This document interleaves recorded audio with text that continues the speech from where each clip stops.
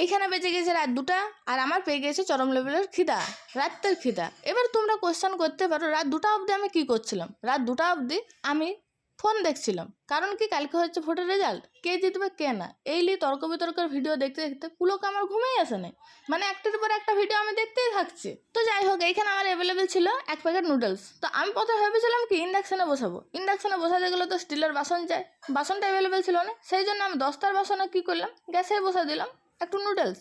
আর এরকম রাতের মধ্যে কেউ জেগে নাই, একা একা রান্না করে এই যে খাওয়ার কি যে একটা মজা প্লাস ভয় কাজ করে, তোমরা নিজেরা না করলে বুঝতে পারবে না। মানে জেগে তো কেউ নাই ঘরের মধ্যে, আমি একা একা এরকমভাবে রান্না করছি, এত ভয় লাগছে কি বলবো, মনে হচ্ছে পেছন দিক থেকে কোনো ভূত এসে পরে ক্যাঁক করে আমার গলাটা না টিপে।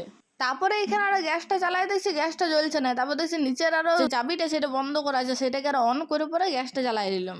আর এখানে ওয়েদারটাও ঠান্ডা ঠান্ডা, জল পড়ছিল, বেশ ভালো লাগছিল এই রাতের মধ্যে নুডলসটা খেতে, তোমাদেরকে বলে বোঝাতে পারবো না। আর আমি এরকম না ঝোল ঝোল নুডলসেই খাই। তোমরা কমেন্ট করে জানাবে কে কে ঝোল ঝোল নুডলস খেতে পছন্দ করো।